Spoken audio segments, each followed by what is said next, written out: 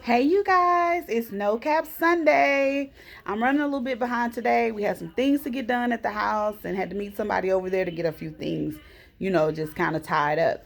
But I have some great information to share with you about church today, and I'm really excited about that. So let's get right to it.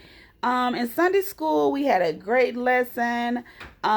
We rotate teachers, for Sunday school to give everybody kind of opportunity to teach and then also feedback and all that stuff. So we had a great discussion. And some of the things that came up during that Sunday school discussion were really relatable for me. So we talked about how in this particular story, the Samaritans were, acting up, and the disciples wanted to call down fire from heaven and basically destroy them because they weren't behaving like they should. And Jesus was like, "No, what kind of spirit are you in?" And that's not what I came here for. I didn't come here to destroy them. I already knew they was acting a fool. Okay? And so that sparked a conversation with all of us and how it's really important the mindset that you have and the spirit of things that you do stuff. So they instantly got mad, right? And they were like, let's destroy him. That is so much like us, how we get mad about something and we just react. Okay. I've always been, as an adult, been taught, don't just react, respond. And there is a difference. When you react to something, it's just an instant. It's not a thought about it. It's not any type of rationale. You're just reacting. Okay. Responding takes some thought, you know, and usually when you respond, you do a little bit better than when you react. Now, hey, some of you may do great with reacting, but I know me, a lot of times responding is totally different than if I react to something. And so we have to, when Jesus said in here, what type of spirit are you in? That made me think about how we do things and how we should automatically question ourselves, what type of spirit am I in right now? Where is my mind at? Am I doing this based on emotion? Am I doing this in a reaction? Am I trying to retaliate? Because we love to retaliate. And I say we because sometimes me too. But we're supposed to take into account all of those things before we respond. And so I thought that was really a great, lesson, and for us to, something for me to think about more in my day to day life. We also talked about as you grow, how you tend to have to leave some old things behind. You know, there are things that you can't do anymore. And it's not can't like you're not allowed, it's just not comfortable to you anymore. And I thought about a situation, and it's been some years back now, where me and my best friend slash cousin, because I have a few really close friends that I call my best friend, and some of them happen to be my relatives. Okay, and me and her had decided we were gonna go out to like a club or something. And we had been out in clubs before and had a great time. But this time was different. We were like, oh my goodness. We thought that we were dressed kind of skimpy, you know, but we weren't, because there were people walking around that, I mean, we were shocked that people came out in that type of attire. And then we just were kind of, it was just out of our element. Not just because we were older, but because we were just, it just didn't feel right with our spirits, you know. And it wasn't near as fun as it used to be because we had grown, and we basically like, okay, girl, let's go get us some chicken wings or something because this ain't working for us. Um, we still enjoy music and all of that, but the environment just was not for us. So that's just kind of an example of how when you grow, things that you used to love, they're no fun to you anymore because you have new fun things, new things that you're looking forward to and that make sense to you now that, maybe didn't then.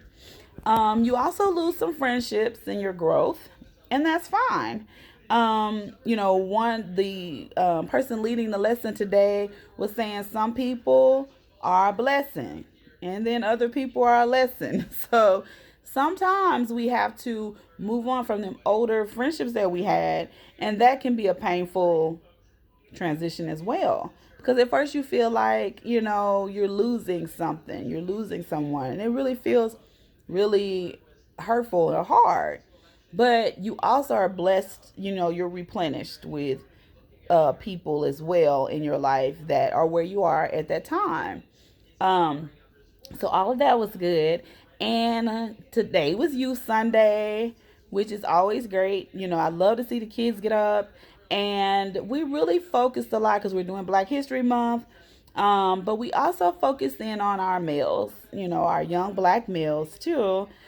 Just trying to reiterate to them the importance of making good choices in life, the disadvantages that they have that they don't really realize they have, but that they can overcome by living their life, on purpose is what I call it.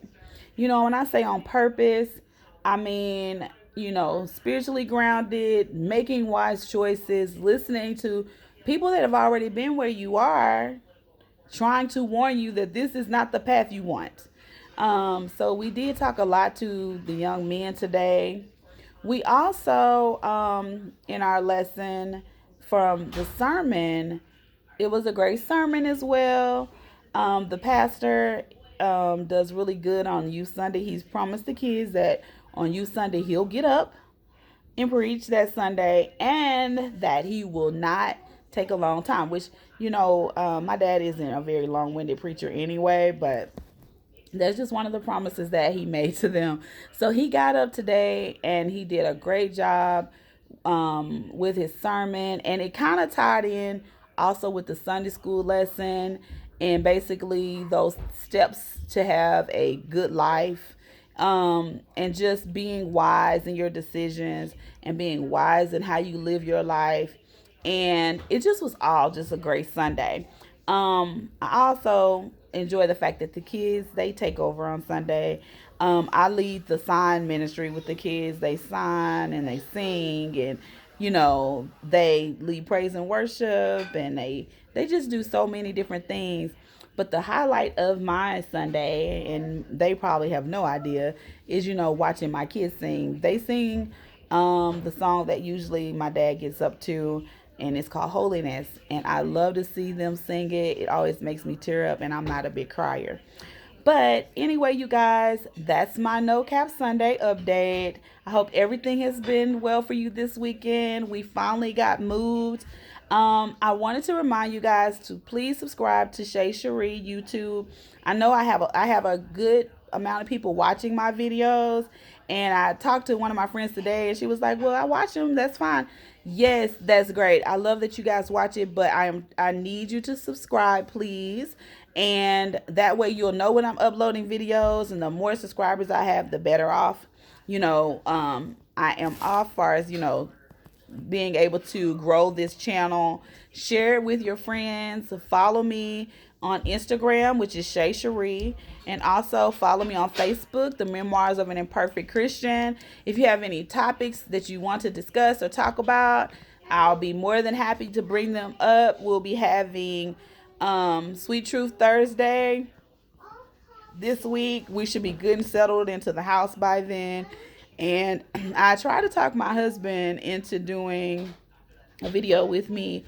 He's not big on the video thing, so I'm still working on him, you guys.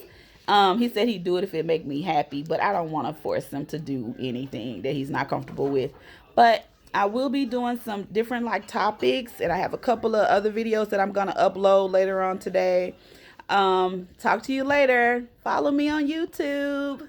Have a good one, you guys.